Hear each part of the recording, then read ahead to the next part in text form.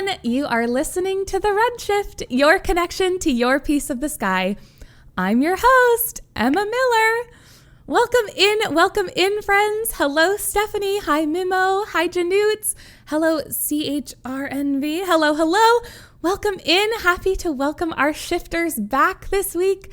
I hope you have all had a wonderful week. Great to see you all. We're going to hop right in to our announcements for the week, which I'm sure have been pretty exciting for you all. You've probably seen some really fun things announced in the Discord, which is super exciting. So we'll kind of go over those a little bit here in just a second. I'm super excited. I hope you guys are as well. And I have something else very exciting to tell you about. First, hi, John. Hi, Janoots. Hello. So, this past week, there was a very exciting article released detailing some of the very real hazards that our astronauts face on Mars and how we as shifters and stakeholders will be able to help keep them safe, which is very exciting. It's actually a super good thing that we get our weather reports straight from the ISA, because in the future, once they get everything really connected between Mars and Earth, for us especially, our weather report might actually be able to help us to guess when those hazards might be coming up, which is awesome. Helps us to, prepare for any hazards that could come this way. So exciting thing to look forward to in the future once everything is, connected and working the way that we hope it does. Also, there is a brand new recruitment video that's being released by the ISA soon. So be sure to keep your eyes peeled in this Discord for more information about that. Think of it kind of like a trailer, maybe? I know I am just as excited for you are to see what they have upcoming. Very exciting stuff on the horizon. Now, speaking of very exciting things on the horizon, we have a very exciting week ahead of us. And the reason for that, and for this show being such an exciting different thing, if you remember, obviously last week was very different than our standard setup of our show because the astronauts were dealing with the dust storm that was over top of the Mars base. One of our astronauts actually listened last week and was really excited about how much fun we all got to have. So he really wanted to make sure that we got a chance to do something fun this week too, and something a little bit more interactive. I'll let him put it into words in terms of why he really wanted to do that. That being said, I'm going to introduce really quickly. The astronaut this week is Alexander Titov. He has prepared something very, very fun for us to do at the end of, or after he introduces himself in his note. But I'm super excited to share it with you all. I don't want to bury the lead here, but Alex is super interested in the potential of extraterrestrial life. So that may or may not be the topic of our game. Also, I don't want to call him out or anything, but it's very possible that Alex is actually listening to the show because he obviously knows that it's happening right now. And of course, he's kind of the star this week.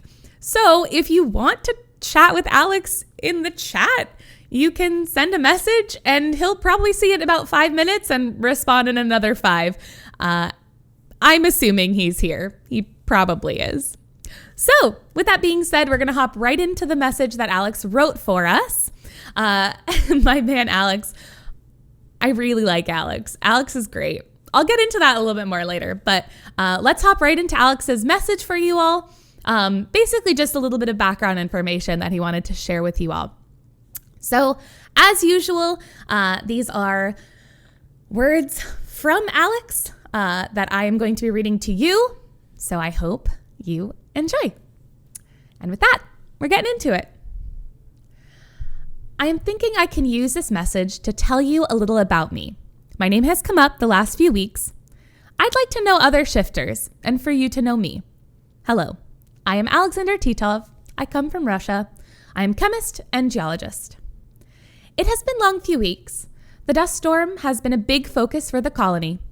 Everyone is working hard, stressing, focused. It is scary, the possibility that something could go wrong. Then I listened last week to the Redshift. It was 5-minute delay each way, so I could not play along, but it was fun and it made me smile. It made me proud. It was a good break. So I think to myself, instead of story, I can make game for you to play. It isn't a training simulation from the ISA, but it still could be fun, no? So first, I tell a little about me, then we play a game. When I was young, I was always under the feet of my mother, always getting in the way. My mother always scolding me. Shura, stop that, she'd say.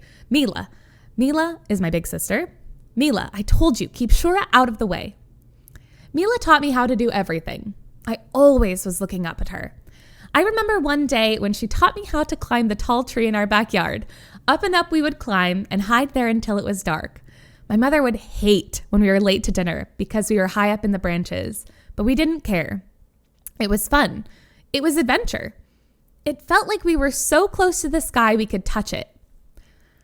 I was always with questions. Why? My mother would plug her ears. Sometimes Mila could tell me, but mostly I would look it up myself. I studied sorry, I have never been to Russia, so every time I go to say Russian names, I mess up a little bit. I studied at Novosibirsk State University for chemical engineering. I didn't like school, but I liked understanding things. It was a necessary evil. I'm sure you understand. After school, I got a job with a mining company in Siberia, in Yakut. I worked for 2 years there, survey and analysis and like that. It is cold in Siberia, very cold. Quiet, harsh, cold. Like Mars, but all gray. I was very lonely. The day before she disappeared, my sister gave me a telescope. She made me look up at Luna Base. Think of that. People up on the moon. When I was lonely in Siberia, I would look through it. Not on the ground, but up to Luna Base.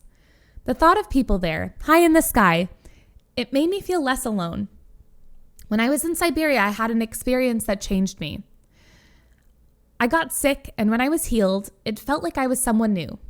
I realized I had stopped asking questions in those years. And then I had questions again. I wanted more. I didn't want to go into a mine. I wanted to go up into the stars. I became a cosmonaut. And then finally came to work for the ISA. My sister's telescope. I used to call it my Xenoscope. Xeno means other or different, scope meaning to look at. It was a way for me to look out at these others and feel like I was connected to them in some way. The Earth is a big place, but life is so much bigger than it. There are always others to look at. Using my Xenoscope to see Luna Base made me feel connected to something bigger than myself, than this planet, than just humanity as it is. I look up and think of the many possibilities for the future. It gives me hope. Now I'm here, looking back at you. Yes, you, right now. There is a telescope on the base. I can see the city where Emma is speaking. It makes me happy to think maybe you can use your Xenoscope to see me too. Up here on Mars. We are connected, yes? Maybe with our Xenoscopes, we never have to feel lonely again. What do you think? Now you know me. Now you know to look for me when you look at Mars, yes? I'll be up here. But also, I will be listening with you to see how you do on my game. I hope you enjoy. Thank you for letting me share this week. Oh, so exciting. I loved getting an opportunity to not only get this letter from Alex this week, but I actually got a chance to talk to him, which pretty much fulfilled a dream of mine that I didn't know that I had. And I'll be honest, and I'm sure I will regret saying this, I might have a bit of a crush, if I'm being honest. Will say, though, it was a little bit weird having a conversation back and forth with somebody on a 5-minute delay. I mean, imagine. You say something, it takes 5 minutes for what you say to get to them. They say something back and 5 minutes back. Imagine waiting 10 minutes for a simple, yes or no answer. It was kind of wild, but really cool. So I'm personally thrilled that he liked the format from last week, and I'm really thrilled that he wanted to come up with this game for you all this week. Before we get right into it, though, we do have to get a word from our sponsors and our weather report. So we're going to do both of those things, and then I hope you all are ready for the best game we're going to play all day. Maybe all week. It's going to be a great time. Let's hop into our other messages. So first, our message from our sponsor. On Earth, we are always looking forward to the next advancement in our vehicles and excited to see what features the new models have. Now, Mars doesn't have to be any different. At the New Vehicle Lab, located in Tokyo, Japan, some of the ISA's most brilliant minds are developing the newest evolution of vehicles to be used by our astronauts up on Mars. Whether it be making them safer, more durable, or more efficient, our scientists are sure to pave the way for the next generation of interplanetary transit. The New Vehicle Lab is best known for their groundbreaking design of the Mars rover, which provides unparalleled safety features along with state-of-the-art technology to ensure that our ISA astronauts on Mars are able to do their work with ease, all while looking cool in the most high-tech buggy ever to be designed for off-planet use. If you have ever wanted to become a part of the team that is helping to design some of the most futuristic transports that will carry or support the astronauts at the Mars base, or if you simply have a passion for helping to shape the future of vehicles, the New Vehicle Lab is the place for you.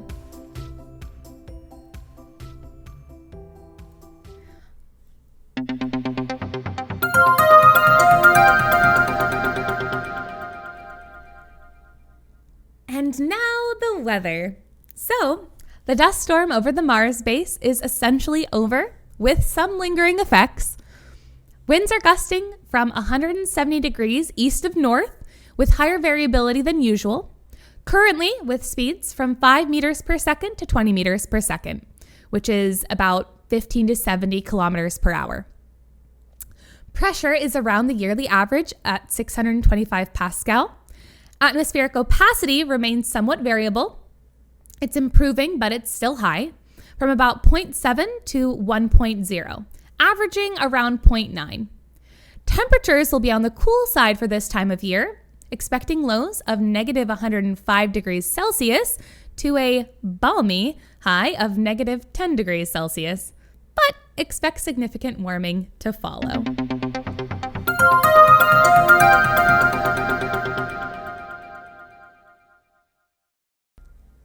Brr, indeed, ice. I can't even imagine. It's so cold. Also, I agree, John, the sponsorship messages are fantastic. Doesn't it make you want to just, I don't know, do all of it? I just want to be a part of every one of these labs and go through all of their training processes. It's so exciting. So, with that being said, the questions that we're going to go through. So the way that this game is going to work, just to give you, I guess, a little bit of background. When Alex and I were talking this past week, he essentially was trying to think of something that he wanted to make into a game. So he and I talked a lot about his love for the ways that the people on Earth tried to make contact with extraterrestrial life. So he basically pulled this information from, random bits of trivia he picked up and also things that he learned, like cool things that he learned in school, which is pretty awesome. And then I spruced it up a bit because that's my job. So we worked together to make this a super fun game for all of you.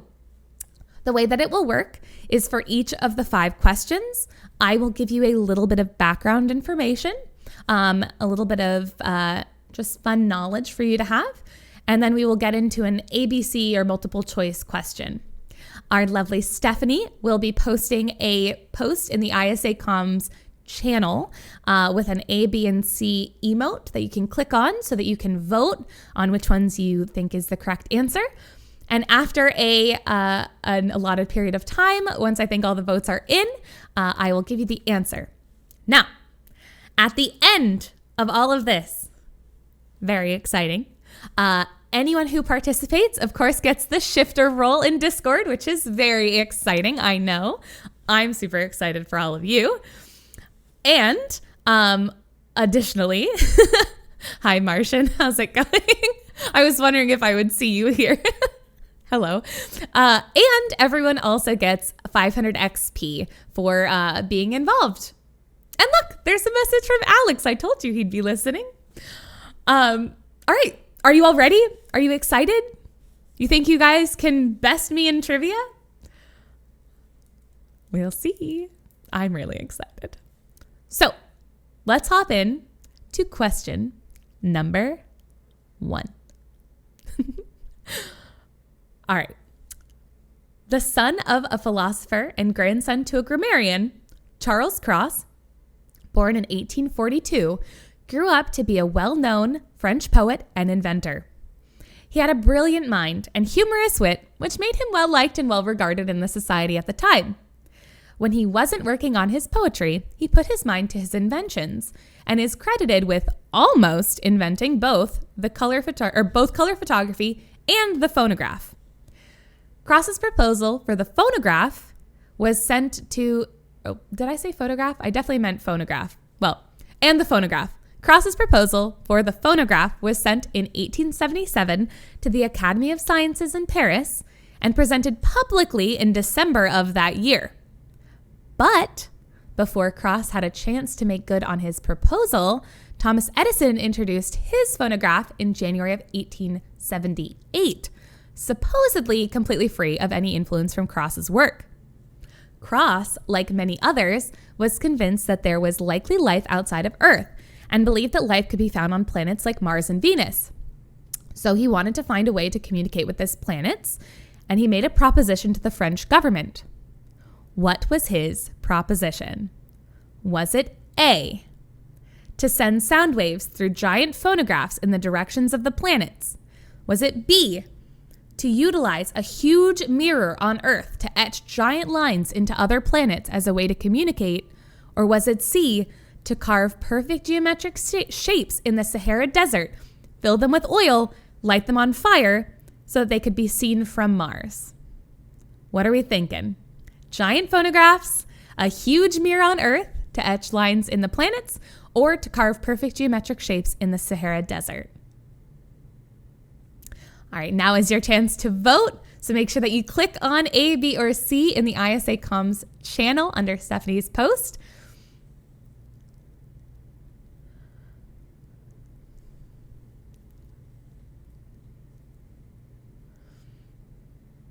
All right, it looks like we have all of our guesses. So it looks like the most guessed answer is A, giant phonographs.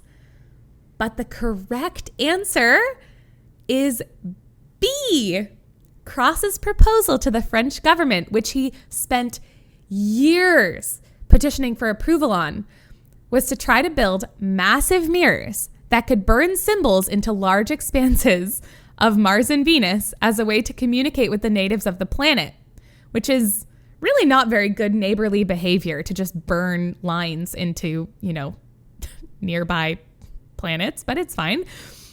He was convinced that small pinpoints of light that they had observed on both planets actually signaled the presence of cities on those celestial bodies, kind of like the way that light pollution can be seen from space now on Earth. Honestly, though, they were most likely just clouds in the atmosphere illuminated by the sun. I do want to point out, though, this is a fun fact, the answer C, that sounds so insane, that carving perfect geometric shapes in the Sahara Desert, filling them with oil, lighting them on fire. Well, that's a real thing. That actually happened. Joseph Johann Littrow, who is the director of the Vienna Observatory, proposed doing exactly that, using the Sahara Desert as a canvas for transcribing perfect circles, right triangles, and other geometric forms large enough to be visible from space. His plan was to dig out those giant trenches in the shapes of the figures, fill them with water and oil, and then light them on fire so that any extraterrestrials looking down at the planet would see the shapes. Which is, I don't know. I think that's a pretty wild idea, right? Well, congratulations to whoever it was who had guessed B. I know that it wasn't 10 people who had guessed B initially. But great guesses. Great guess, everyone. All right, we're getting on to question number 2. I hope you are all excited. So, Carl Frederick Gauss was a well-known and well-respected 19th century mathematician and physicist. Gauss is known for inventing a heliotrope in 1818, which was a device that reflected sunlight across far distances.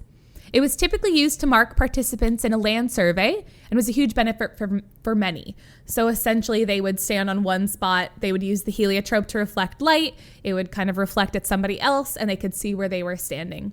So that was a huge benefit for the heliotrope. One of his other most notable contributions to the field of astronomy came in the form of the first asteroid, which is now considered a dwarf planet, not to confuse anybody, called Ceres.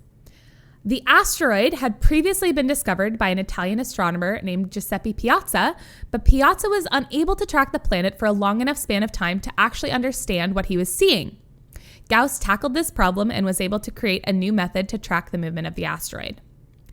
In his later years, he was also interested in the idea of contacting life off of planet Earth, if it existed.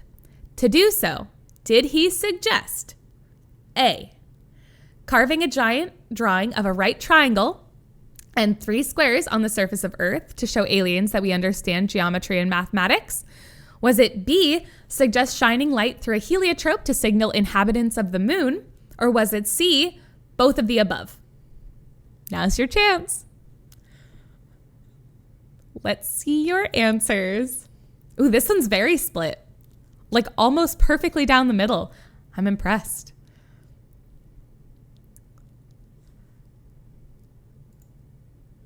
I like the thinking emote. I feel it. All right, it looks... Oh, we're still getting some answers.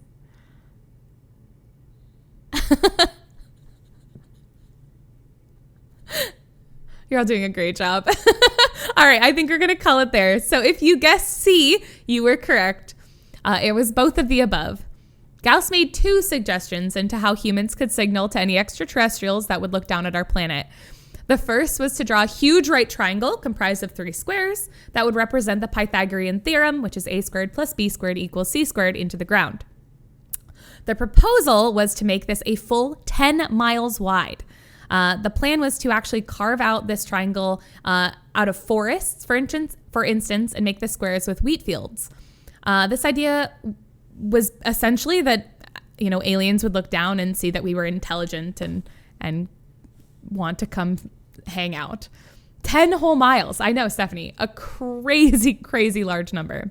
The second suggestion, which was to shine light through a heliotrope, was also one that he suggested. Effectively, they were going to utilize the heliotrope to simply signal inhabitants of other planets or celestial bodies like the moon that there were people on Earth. So instead of using the heliotrope to point at one another in a land survey, it would be to point upwards at a planet. However, neither proposal ever actually came to fruition. Well done, well done. Proud of you all who got C. Great guesses, great guesses. Let's move on to question number 3. Astronomer and physicist Edward Charles Pickering, not to be confused with his brother, astronomer William Henry Pickering, the Pickerings really liked large names evidently, was most well known for his discovery of spectroscopic binary stars, which is different than visual binary stars. And I'm just going to say to all of you, because I'm not going to get into it, if any of you can describe to me the difference between a spectroscopic binary star and a visual binary star in the chat, I will make sure you get extra XP because it's a little over my head. With that being said, Pickering was the head of the Harvard Observatory in the 1900s. During that time, he pitched an idea for signaling extraterrestrials that would cost approximately $300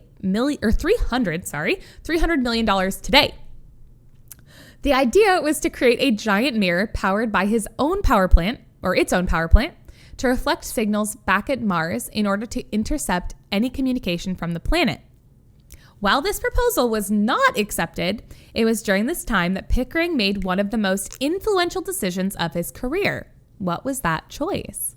Was it A, making Harvard University invest in radio? Was it B, giving a young Nikola Tesla his very first job in America? Or was it C, hiring a team of exclusively women to process the astronomical data in the observatory? Let's see those guesses.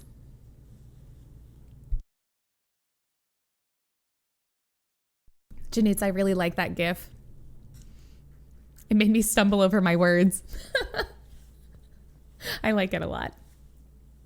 All right, so again, Is it in investing in radio? Is it giving a young Nikola Tesla his first job in America? Or is it C, hiring a team of only women to process the astronomical data in the observatory?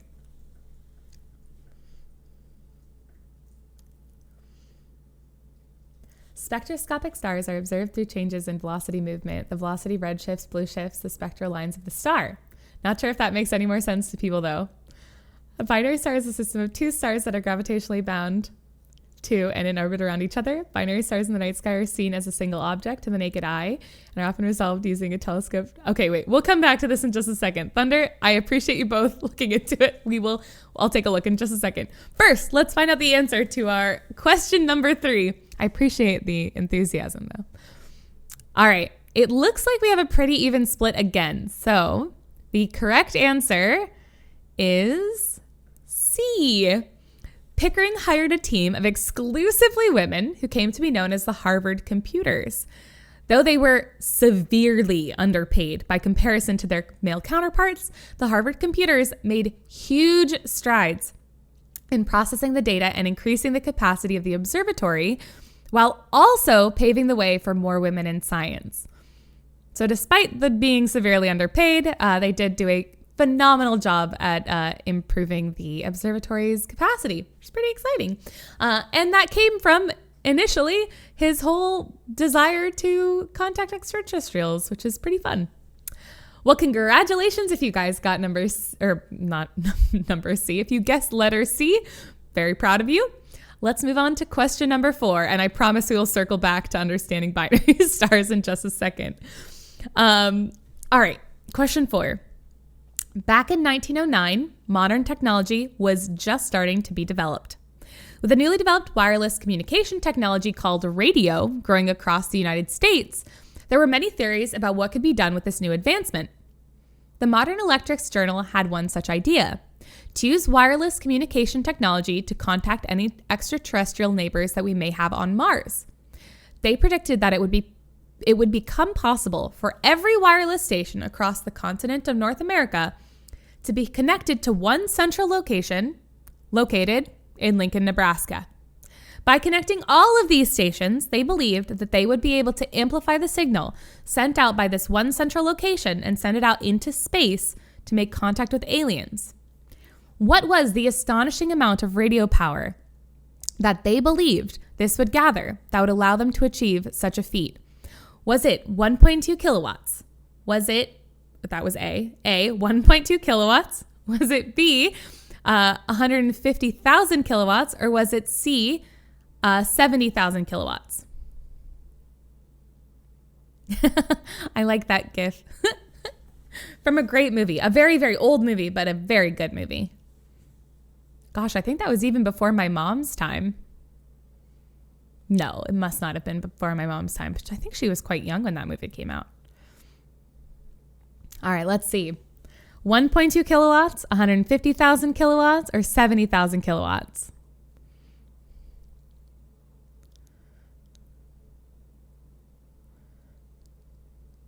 All right, it looks like we have a pretty clear front runner here. All right, I think we're going to call it. No more changing your answers. So the answer is C, 70,000 kilowatts. This was a tremendous and hugely ambitious amount of power for the time. To give you a little bit of context, the most powerful radio stations today are about 2,000 kilowatts. And today, in 2037, the total transmission of all cell towers, all of them, is 70 million kilowatts. So it was a huge amount of power for the time. Also, just to tell you, 1.2 kilowatts is what you need to run a toaster. I just thought that was funny.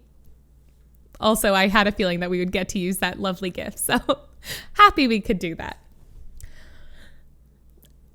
Great gifts. All right, this is our final question. Are you excited? Are you ready? You got this? I'm toasted. I like that. All right, our final question. Famed Serbian-American inventor and engineer Nikola Tesla was well known for his advancements in the scientific field. Some of his most notable contributions were the discovery of the rotating magnetic field,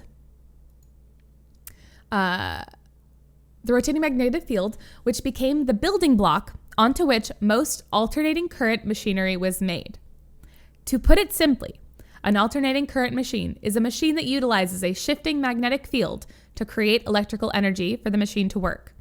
This huge breakthrough helped to shape the energy industry forever. Additionally, Nikola Tesla was known for creating the Tesla Coil. The Tesla Coil is an induction coil that consists of a cylindrical core of iron around which insulated coils are wrapped. This device helps to produce an intermittent source of high voltage electricity, which subsequently was used in the production of radios and televisions. Beyond his incredible genius when it came to inventing, Tesla was a bit of an eccentric of his time and believed that he had been contacted by extraterrestrials, going so far as to detail his specific close encounter with papers of the time. So, what was the experience that Nikola Tesla believed to be a communication from extraterrestrials? Was it A, 3 taps at a fixed interval on a radio? Was it B, a strange shift in a magnetic field he was watching? Or was it C, the sight of an unidentified flying object, or a UFO? I think this honestly is one of my favorite stories. I had no idea about this until Alex mentioned it this past week, and it made me laugh a lot. There are so many gifts for every possible option. It's fantastic. I like that, Matt Allen. All right. So was it A, 3 taps at a fixed interval on the radio? Was it B, a strange shift in a magnetic field he was watching? Or C, a UFO? Ooh, we are pretty tied between A and B. All right, get your final answers in. All right. The correct answer is A, 3 taps at a fixed interval on the radio. Tesla believed that extraterrestrials had contacted him through 3 mysterious, quote, fairy taps at a fixed interval on the radio receiver that he was sitting beside. At one point later in his life, the Red Cross interviewed him and asked him what mankind's greatest achievement could be in the next century. And his response was that he felt that he may have already achieved it by receiving this message from another world. So those 3 perfectly timed taps were all he needed to feel that this was the most important achievement of mankind in the next century. That gif is very funny, Chris. I like that a lot. That's fantastic. Very fitting. I can only imagine that that's exactly what was tapping on the other side. And with that concludes our quiz. You all did so phenomenally well. That was incredibly impressive. I am so proud of you all. Great job. That was great. Of course, Shiny, of course. Thank you all for participating and playing with it. We do have a couple of minutes if you guys have any extra questions or any thoughts. I also am just generally curious, what do you think? Do you guys think that there is intelligent life out there outside of Earth? I know for me, I am firmly of the belief that somewhere out there, somewhere out in the universe there has to be, right? There has to be somewhere out there. Intelligent life on Earth? You sure? Stephanie, that's fair. Did I say intelligent life on Earth? I mean off Earth or outside of Earth. Probably maybe in the past or in the future. Ooh, that's interesting. I think that I think there's no way that in an ever-expanding universe and it just doesn't seem possible that this could only happen once, you know? But that could just be me. Though it kind of seems like we are all maybe in agreement, or a lot of us are in agreement. It's okay, by the way, if you only got one question right for playing the game. You're still going to get XP, and you're still, of course, going to get the shifter roll if you didn't already have it. Very exciting times. And for R2, who gave me a good answer about those binary star systems, the difference between spectroscopic stars or spectroscopic binaries and visual binaries, so Thunder and CHR and V. I'll make sure that you guys get some extra XP for having put in some effort there. Fantastic. Well, with that being said, I think we're probably going to wrap it up here. Thank you all so much for hanging out this week. I hope you enjoy all the wonderful announcements from the ISA. I can't wait to watch that new video with all of you. Thank you all for hanging out. Thank you, my friends. And I will see you all next week. Thanks for hanging out. Bye.